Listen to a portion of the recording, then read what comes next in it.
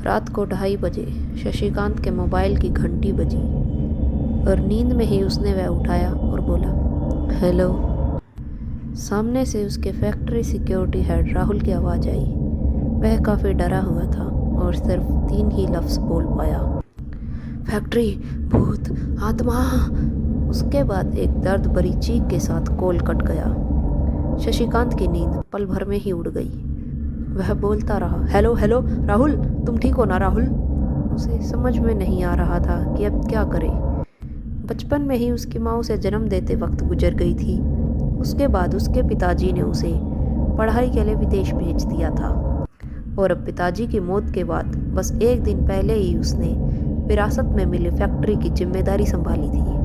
उस फ़ोन के बाद उसने तुरंत ही फैक्ट्री मैनेजर विश्वास को फ़ोन लगा के फैक्ट्री पर बुलाया और खुद भी फैक्ट्री के लिए निकल पड़ा।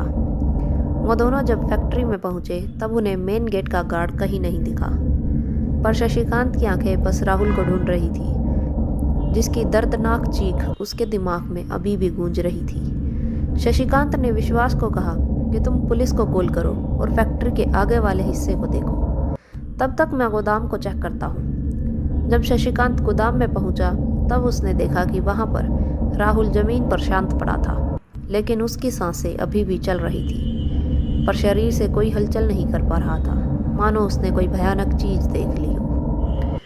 उसी वक्त शशिकांत ने एक और दर्द भरी चीख सुनी, आओ जाओ, जिससे उसका कलेजा कांप उठा। वह चीख थी मैनेजर विश्वास की। शशिकांत ने सरपट दौड़ लगाई और फैक्ट्री में जाके देखा। तब डरा हुआ विश्वास बाथरूम के कोने में बैठकर रो रहा था और बार बार एक ही लाइन बोल रहा था, वह वापस आ गई, वह वापस आ गई, वह अब किसी को नहीं छोड़ेगी, सब मरेंगे, सब मरेंगे। वह मानसिक संतुलन खो बैठा था। तब तक एम्बुलेंस और पुलिस आ चुकी थी। शशिकांत ने पुलिस आने के बाद उनको अपना बयान दिया और घर के लिए रवाना हो गया। जाते वक्त उसे एक बात महसूस हो रही थी कि वह अकेला नहीं है, कोई तो उसके साथ चल रहा है। वो जब कार के पास पहुंचा तब कार का एक दरवाज़ा खुला था। उसे अच्छी तरह से याद था कि उसने कार के सभी दरवाजे लॉक किए थे। शशिकांत को कार चलाते वक्त कार की पिछली सीट पर किसी के होने का एहसास होने लगा। उसी वक्त उसे पुलिस इंस्पेक्टर का कॉल आया कि विश्वास की एम्बुलेंस में ही रहस्यमय तरीके से दम घुटने से मौत हो गई है और राहुल ने भी होश में आने के बाद एम्बुलेंस में ही एक कांच का टुकड़ा लेकर खुद का गला काट लिया। इसी तरह एक के बाद एक मौत की खबरों से वह बहुत डर चुका था। शशिकांत घर पहुंचा। इतना सब देखकर उसे नींद तो नहीं आने वाली थी, इसलिए वह रसोई में कॉफ़ी बनाने गया। उसे अचानक आसपास कुछ हलचल सी महसूस हुई। तभी उसे खिड़की से अंदर आने वाली चांद की खूबसूरत रोशनी में एक जानी पहचानी हसीन लड़की की परछाई नजर आई। शशिकांत उसे देखकर बहुत डर गया। वह लड़की बोली, कैसे हो शशि? शशिकांत हकलाते हुए बोला, कौन हो तुम और मेरा पीछा क्यों कर रही हो? मैंने तुम्हारा क्या बिगाड़ा है? वह बोली, मैं वही हूँ जिसके साथ तुम्हारे बचपन की कुछ सुनहरी यादें हैं और तुम्हारे नए दोस्त बन जाने पर जिसे तुमने अकेला छोड़ दिया था। हम साथ स्कूल जाया करते थे, पूरा दिन साथ बिताया करते थे।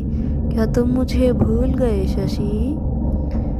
फिर शशिकांत की जुबान पर उसका नाम आया, स्वाति, तुम मर कैसे गई? फिर स्वाति ने अपनी कहानी बताई। वह बोली, जब तुम्हारे नए दोस्त बन गए और तुमने मुझे अकेला छोड़ दिया था और मैं तुमसे आखिरी बार मिलने आई, तुमने अपने दोस्तों के साथ मिलकर मेरे साथ बुरा व्यवहार किया और मेरी इज्जत के साथ खेला और यहाँ तक कि मेरे सारे बाल काट दिए और मुझे गंजी कर दिया। तब सबने मेरा मजाक उड़ाया, किसी ने मुझसे दोस्ती नहीं की और मेरा दम घुटने लगा। तब मेरे पिताजी तुम्हारे पिताजी के पास बात करने आए तो उन्होंने फैक्ट्री में अफीम और नशीले पदार्थ देखे। तुम्हारे पापा भी वहाँ थे। जब उन्होंने उनसे बात करने की कोशिश की तो तुम्हारे बाप ने आव देखा ना ताव सीधा मेरे पापा के सीने में चाकू घोंप दिया और मार के कंपनी के पिछले गोदाम में दफना दिया।